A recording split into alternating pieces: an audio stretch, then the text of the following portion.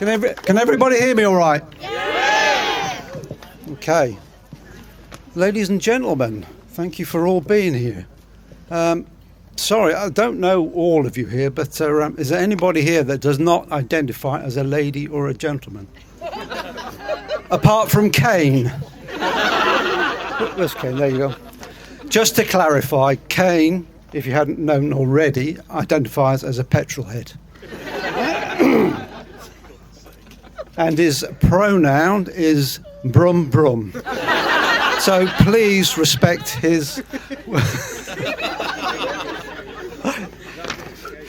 Yeah, so please respect his reality. Thank you very much. Anyway, ladies and gentlemen, my name is Ken. I'm father of the bride, if you hadn't guessed already. Grace calls me Dad, at least to her face. And it's an honour to be standing here as father of the bride, giving you my speech. First of all, I'd like to welcome you all, family, friends, and especially Kevin and Sasha, wherever you are, Cain's lovely parents. Hi, Sasha. Thank you, everybody who's contributed in some way, no matter how big or how small, to this day. Special day, should I say. I'm talking about the candle makers, the sign painters, florists, caterers, boot fair raiders. Bex the celebrant, Gemma the fantastic vocalist, photographers and videographers, hairstylists, makeup artists. I'm sure I've missed somebody else out, but thank you very much. You've made this day really special for them. I'd like to also give a huge thanks to the bride and groom, who have been the main driving force for arranging, planning, executing all this. It's not been easy for them, at times very stressful, and dare I say a few tears have been shed. Mine, when I saw the bill. But through their endeavours and their hard work and hard graft, today here we are at the end of that journey, and we can all let our hair down and enjoy the day together.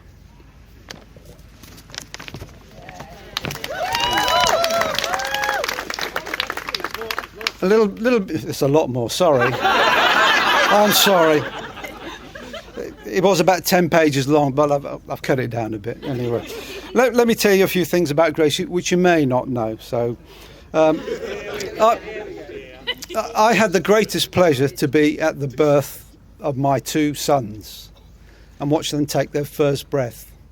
But with Grace, it was a different matter. She came into this world about 100 miles an hour. By the time I got to the maternity unit, she was already washed, dressed, dancing shoes on, and ready to come home. Grace was a very happy child, I must say, as long as she got her way, especially with her two brothers. And if she didn't get her way, she wasn't afraid to use her fists. I have video evidence. Grace loved primary school, and the teachers loved her. From the get-go, she was like a sponge and took everything in, and she worked really hard, as she does today. In her first year at primary school, at age 4.5, a teacher got her to stand on a table in front of 10 and 11-year-olds to teach them how to count. In French.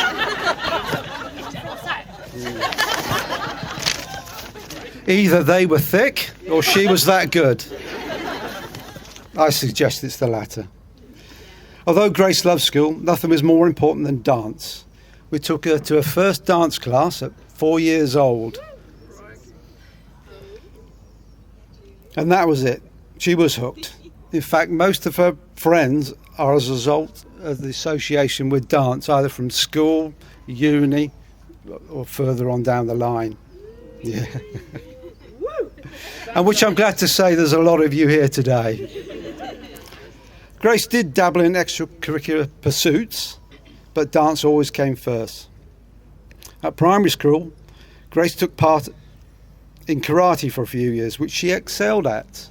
And the sensei attributed her skill to her dance classes because both required discipline and movement.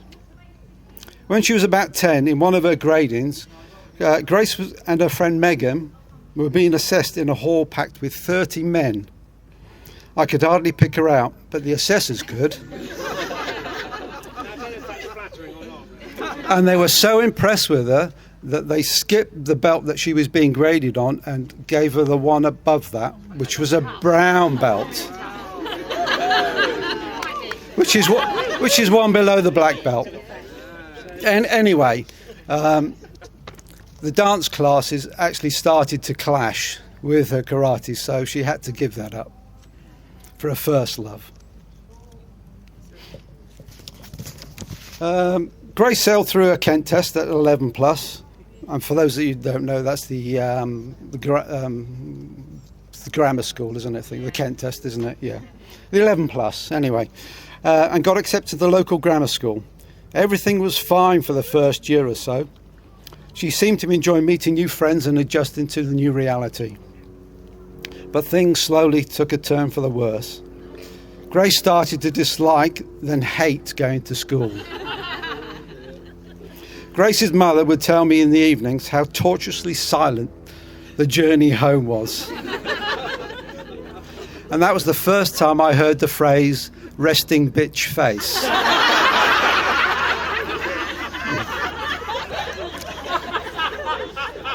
Thank you, Mark. I was dad taxi, picking Grace up from dance class in the evenings after work. And I can honestly say I never experienced a bad journey home. Maybe she likes me better than her mum. Just saying. Yeah, parents' evening was a breeze. Teachers were always very complimentary about her work ethic and her conduct.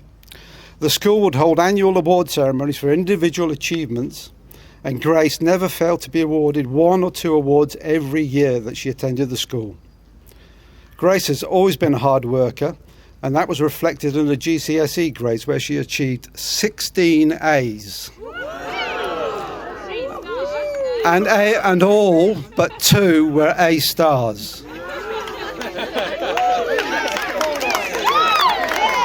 And she did this a year early at 15. And despite the fact that she hated school. Anyway, Grace stayed on for another 2 years, sailed through her A-levels, and at 17 went off to London Studio Centre to study for a degree. Fast forward 3 years, I was in my office at work, which was unusual, as whenever Grace's mum used to call, I was never there. I was either on plant or in the hangar or never at me. Yeah, anyway, Grace called, anyway. Grace called. Dad, I've got a first. And I was really made up for her. Really was. But it wasn't a surprise to me because I know how hard Grace works. And it would have been a surprise if you didn't get it first, I would actually say. I'm sure you're all aware that Grace is a very compassionate and caring person for all things nature and the environment. So much so that she's been a vegan for 7 years and an advocate for anything and everything that stops the potential ruination of this world. From caring from a solitary bumblebee to protesting climate change. Yes, she's an anarchist.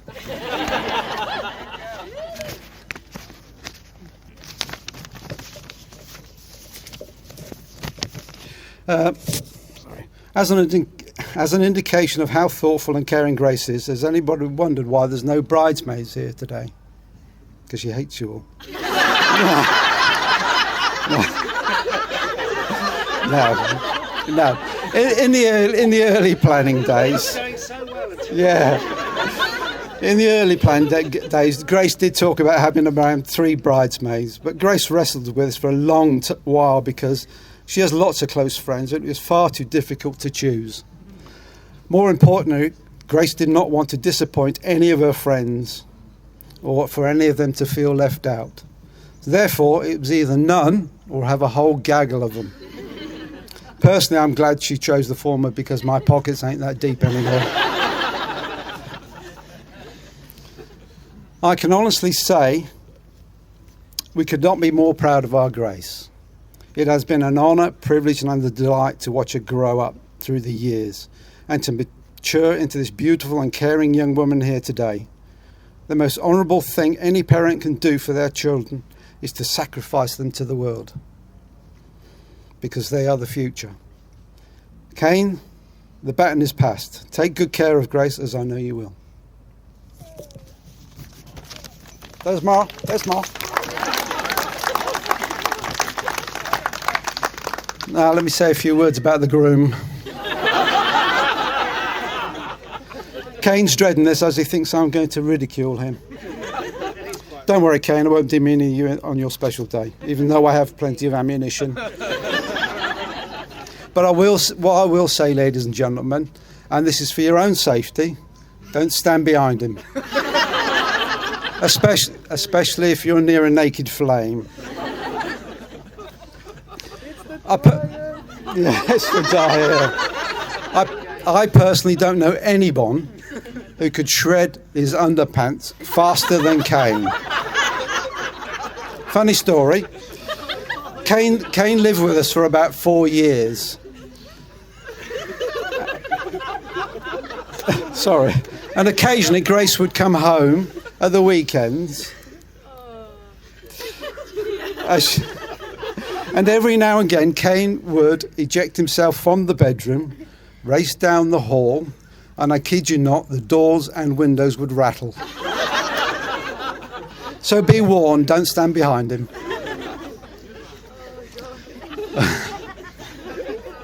It's true, isn't it, Cain?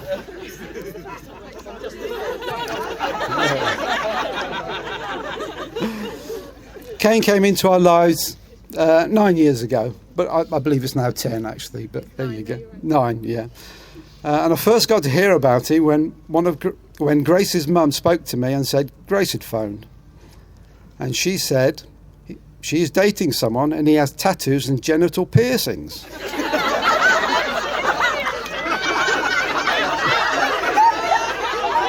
I'm sure that's what she said, but...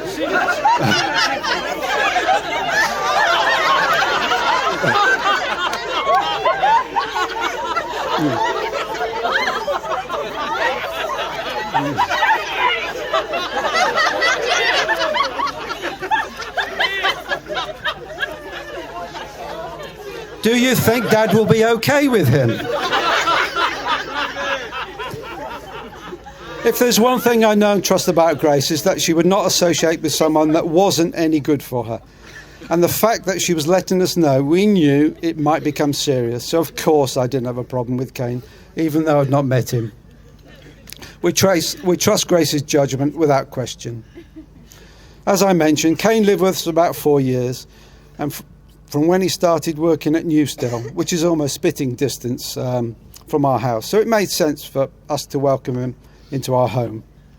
No one was more pleased for Cain than Dottie and Hector, our 2 dogs. It wouldn't be unusual to find Cain prone on the floor with both of them, or for them sharing Cain's bed. Apart from the dogs, another of Cain's passion is anything with an engine, as I'm sure you're aware now. And the bigger or the faster, the better. In the 9 years we have known Cain, he has had about 9 cars and 5 motorbikes. Such is his passion for his cars and bikes, he has more pictures and videos of them on his social media than Grace. Than of Grace. One time he had a beautiful Honda Fireblade. A Fireblade, yeah. He only had it a matter of weeks. And took it to London to see Grace, and some lowlife stole it. Personally, I think Grace tipped them off because of the social media thing.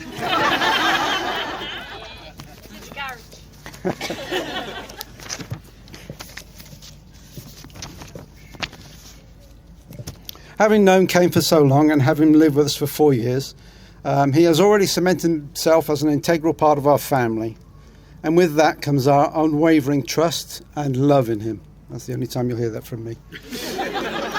I can honestly say, Kevin and Sasha, you must be proud beyond words. into this man that he has become.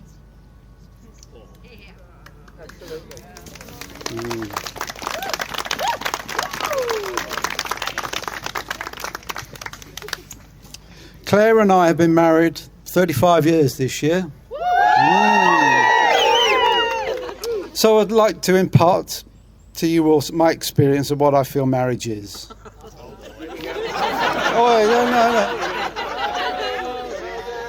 This has got to be serious, this, or else I'll be in the doghouse. So, anyway, yeah, marriage is a partnership. We all know that. It's a seesaw.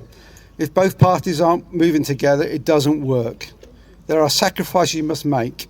There is understanding and patience and acceptance. And a lot of it is acceptance. Accepting the differences between you. Accepting that you will do the same things different ways. Accepting one another's habits and quirks and little nuances that can sometimes drive you crazy. And accepting that you are each unique individuals with your own strengths and weaknesses, talents and gifts. Because when you've been married for a while, you go through a lot of stuff together, and sometimes that stuff can either make or break you. Circumstances that test your patience and things that test your love. Not things that test how much you love, but how you give your love, your time and yourself. And with acceptance comes unconditional love. And that is the love which marriage and families are built. I'm coming to an end, sorry. Finally, apparently one of my duties is give some advice to the bride and groom. So here we go. So I'd like to conclude this with some, I hope, advice to the bride and groom, and to you all, really. I really struggle with this, as I didn't want to say something, sort of mundane like "don't eat yellow snow," well, which is good advice, but it's just common sense, isn't it? So I thought I'd take inspiration from our family's Chinese heritage. So off with the jazz hands on the confuser, and I googled Taoism. For those of you with eagle eyes, you will have noticed on the welcome sign on the way in, Grace and Cain's names surround the tree of life, but intertwined with that is the Taoist symbol yin and yang, which I'm sure you've all heard of. Day and night, chaos and order, which represents two complementary principles of Chinese philosophy believed to maintain the harmony of the universe and influence everything within. Now, there was a 5th century Chinese Taoist philosopher, one of the first, whose name I won't butcher here, and he stated, "If you are depressed, you are living in the past. If you are anxious, you are living in the future. If you are at peace, you are living in the present." Which is true if you think about it. If you're living in the past, you'll always be disappointed because it's just regrets, tragedies, or what could have been if you lived your lives differently. Last page. And to constantly thinking about the future, you're always going to be anxious about things that you have no control over and constantly worrying about how the future is going to turn out.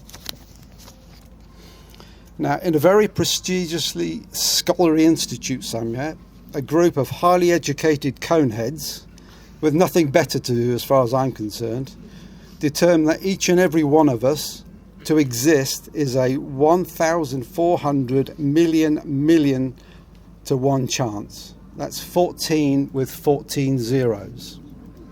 A huge number and extremely poor odds. I'm sure you'll agree. Well done, everyone. Yeah, absolutely. Now, I'm sure most of you may be aware that to win the national lottery is about 11 million to 1. But means that each and every one of us here today have already won the equivalent life lottery of 127 million times. How lucky are we? So why waste it? I ain't finished. Oh yeah, yeah. Now, in the vast history of our little blue planet, our individual lives are but a mere blink in time. So don't waste your luck and what little precious time you have mourning the past or worrying about the future. Live in the here and now and go and have as many adventures in whatever form that takes together and create new memories that you will cherish forever. And through your own adventures, The only way to find joy, happiness and meaning in your life is to live in the moment. Think of it this way. What do you want written on your headstone? I wish I had, or I'm glad I did. My eldest son, Sam, if he's still here, and his lovely wife, Rosie, not so long ago had a beautiful daughter, Maeve. And I can honestly say, in terms of adventure, Maeve will be the gift that keeps on giving. Well, that's until she becomes a teenager, and then she will consume all your food, burn through your money, kill your self-respect, and finally destroy your soul. Only kidding. Only kidding. They're going to have a wonderful life together with countless adventures. My youngest son, Joe, will be going on an adventure of his own. He's just jacked in his job and will be moving over 300 miles away to Morecambe to be with his partner. An adventure in the making.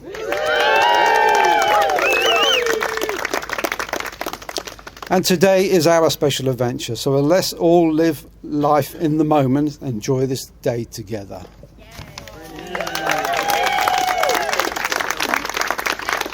No. Has everyone got a drink? Because just a little toast, if I may.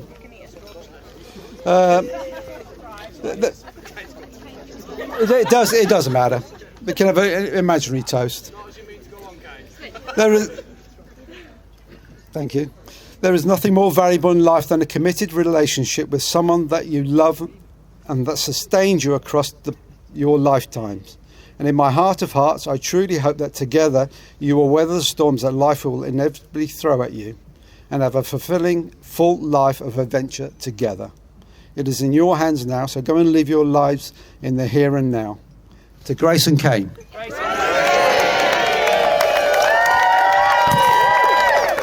Thank you. Very well done. I'll go next. Yeah. Okay. Give up for Grace!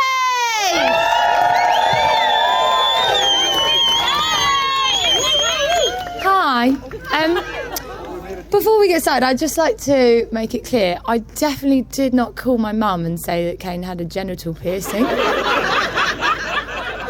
Something got really lost in translation there. Maybe I said he had stretched ears, but as far as I'm aware, he doesn't have a genital piercing. Anyway, so just to clarify. So yeah, hi. It's been a real journey to get here. Cain can absolutely attest to that. So I just want to firstly say a massive thank you to every single one of you here with us today. It means the world to us to have you all here with us to celebrate. So yeah, thanks for coming. The day, of course, would not have been possible without our wonderful team of suppliers. So we've got Jennifer and the team here who own Longton Wood. Amazing. Bex, our wonderful celebrant and MC. I don't know where she's gone, but there she is. Icon. We've got Alex, Peter and Emily who are capturing our day for us so we can relive it time and time again because it's been stressful enough, so you know. Kate and Louise making me look like the ultimate catfish, and it is down here from here, Cain. Simon, our marquee man, and Ellie, our florist, for making the woodland look even more spectacular. We've got Nikki and Richard, who supplied the really nice bell tents that you saw on the way in, making sure our campers are nice and comfy. And of course, Adrian and the crew from The Greedy Vegan, who stepped in actually pretty last minute to keep us fed and hydrated. So thank you for everyone. Before I get into you lot, I just want to take a moment to think about those who aren't here with us today in their physical form, but who we can still feel in the breeze, rustling in the trees, rustling the leaves on the trees, still hearing birdsong and seeing the flowers blooming up from the earth. Grandad Ken, Grandad Derek, Grandad Roy, Auntie Tanya, Uncle John and Auntie Anne. To have lost is to have loved, and how lucky are we to have experienced that love. I'm certain they'll be joining us on the dance floor later, or at least looking on and laughing at the chaos that unfolds. Thank you to the amazing people who contributed their time and skills to make this day possible. From Kimmy and Graham, working so hard to create all the wonderful confetti and the candles, which is a whole science that I was not aware of when I gave them that job. Grandad Barry, Cain and my dad for creating the beautiful signage and tables. Both sets of our parents and Kaz working for months in gardens, filling up garages, sheds, spare rooms with random wedding items, scouring boot fairs and just generally making today possible. Faye with her gorgeous handwriting, which landed her the job of writing hundreds of names and a fair few signs as well. And to all who helped us set up over the last couple of days. It really took a village and we're so grateful for you all. And of course, not forgetting Gemma with that wonderful singing. Yes. To my beautiful friends. Each of you have helped shape me into the woman I am today. My sisterhood, my lovers assembled, my dance girlies, my avocados, my eco-warriors, Nan, don't know where she is. She's called Lauren, but we call her Nan. Lady A, she's somewhere at the back there. And my biggest baby face this side of Kentucky. There she is. We have laughed together, cried, danced, stumbled, adventured, fought the system and continue to hold each other through life's twists and turns. Every day I'm inspired by your generosity, kindness, courage and enthusiasm with which you walk through life. Thank you for your fiercely relentless love and support and for bringing so much joy into my life. I love you all. Oh, I was doing so well. I'm going to cry. To Cain's wonderful family, thank you for embracing me with warmth and open arms from the moment I met you all 9 years ago. Sasha and Kevin, I don't know where you are. There they are. You have raised a remarkable human, which you already know, I'm sure, and I'm so honoured to be joining the team. I couldn't ask for a better set of in-laws, and I've definitely nabbed myself a 3-for-1 deal today.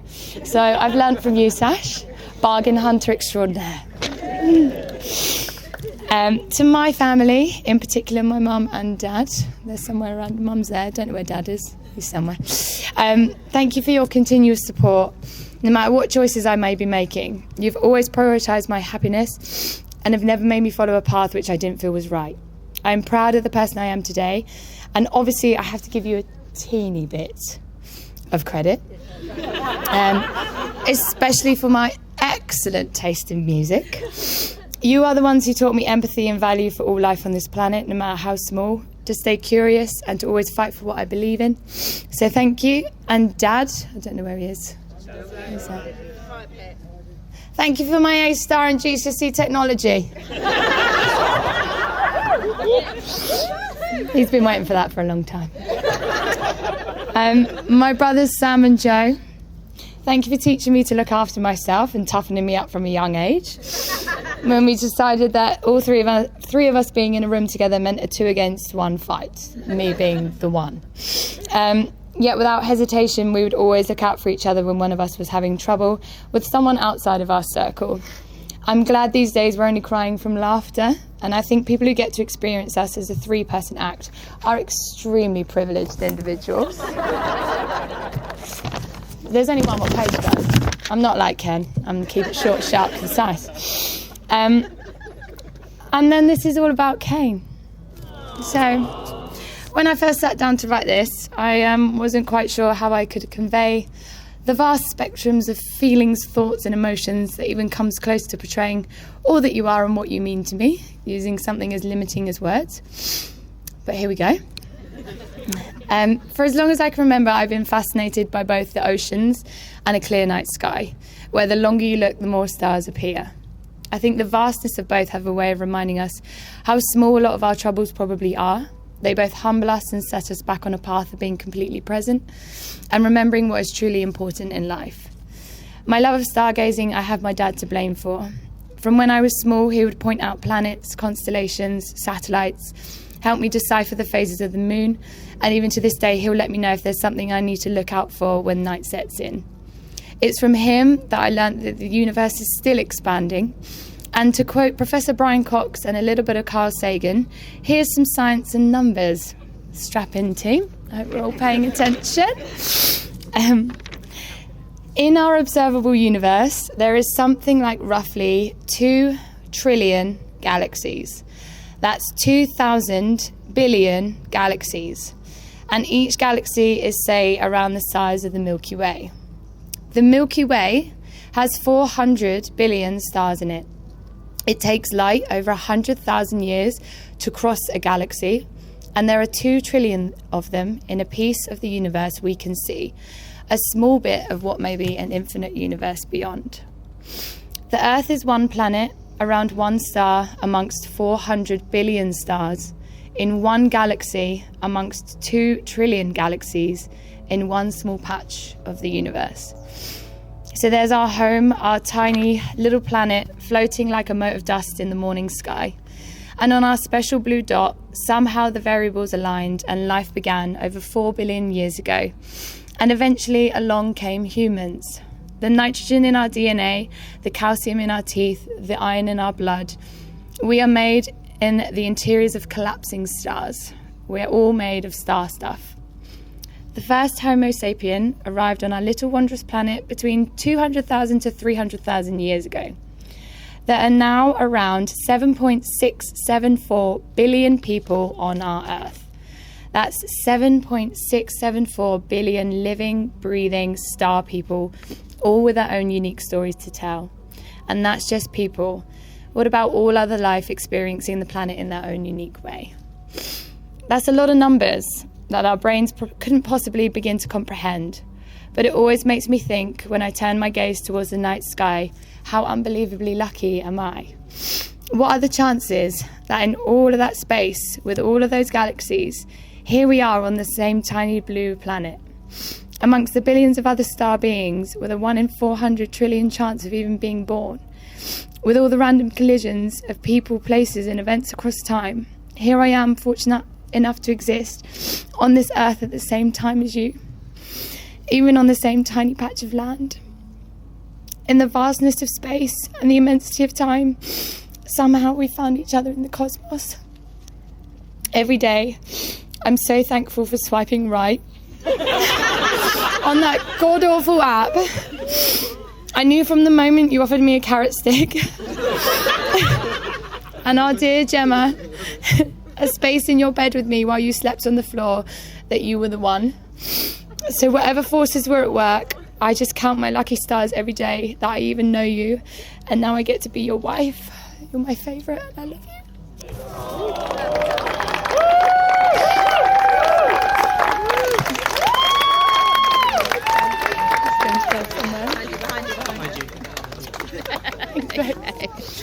No time for another wee break, I'm afraid. You've all missed your chance.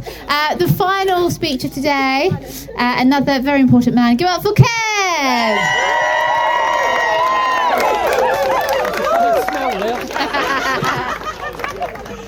Sorry about that, Ken. Is this working? Yeah. Mine won't be anywhere near as eloquent as the last two, so mine's going to be one page. Those of you here that know me well will also be aware that over the years I have avoided public speaking like the plague.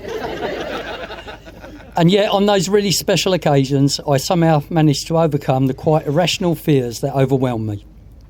Although having said that, I will keep this short but sweet. There are many key events in our lives that we can look back on with a great deal of fondness. I sometimes find myself just drifting off and remembering events from a long lifetime ago. And as we grow slowly older, there are obviously more and more of these events to remember. On this special day, I'd like to share with you just a few of my standout memories. Firstly, that just over 31 years ago now, the beautiful Sasha and myself marrying at Chilham. And let's be completely honest here, without this historical event happening, Cain would certainly not be sitting here with us today.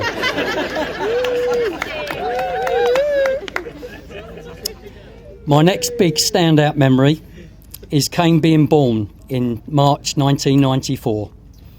And some of you guys will already know that you just can't beat the feeling of becoming a father.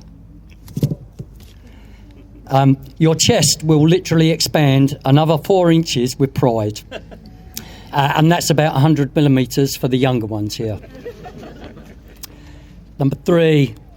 When Cain was about 10, we took him travelling around Europe in our old Vauxhall Cavalier for the entire length of the summer holiday. where we sat back and watched him just get more and more confident with each passing day. Thinking of this holiday is triggering hundreds of memories, far too many to go into here. One does instantly spring to mind, and it shows Cain's compassion and kindness. Just before we left to go on this tour, sorry, I know this bit. Just before we left to go on this tour, Cain had received a premium bonds win, and the memory does fade a little bit here, but I think it was £50. And as good parents, we had told Cain that he had won a lot of money and that he must spend it wisely. A few days later, the headmaster of Cain's primary school rang Sasha and asked her about our windfall.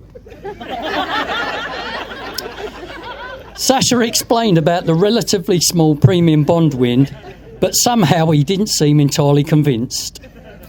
Well, it turned out that Cain was going to buy everyone in the class a new bike. And not only that, he was going to totally renovate the entire outside play area of the school.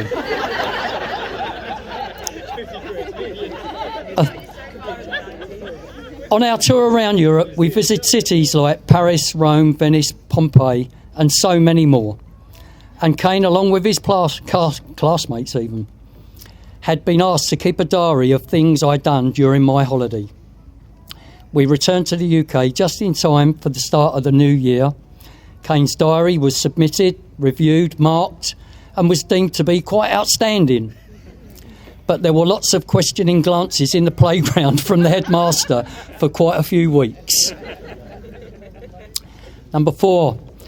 Following in Sasha's footsteps, Cain became a qualified lifeguard at Faversham swimming pool. You know that they say the apple doesn't fall far from the tree.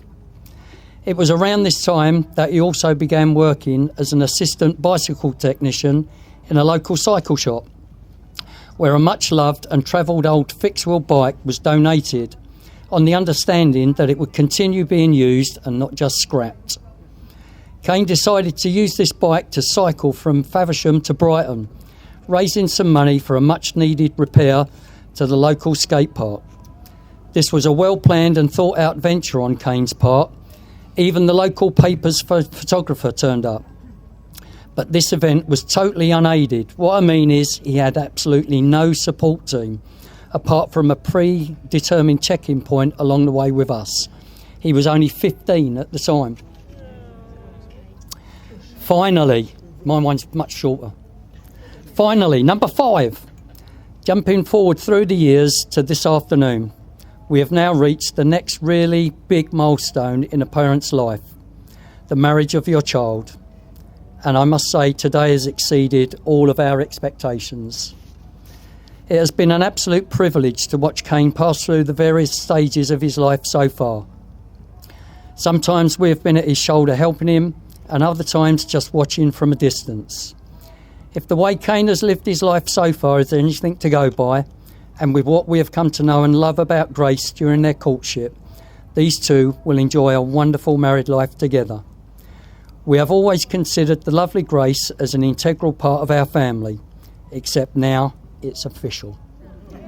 And that's me done. Thank you. Well done.